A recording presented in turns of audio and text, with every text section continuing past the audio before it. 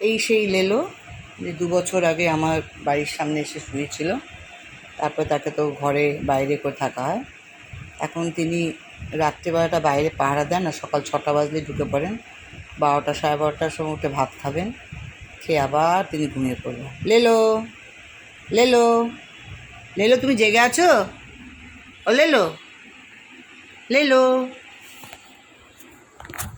ওরে বাবা রে বাবা, মোড়ামুড়ি। লেলো, লেলো, দেখি তাকা একটুখানি।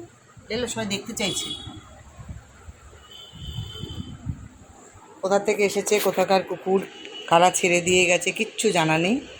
কিন্তু অদ্ভুত ব্যাপার, ও আমার বাড়িতে আশ্রয় নিয়েছে।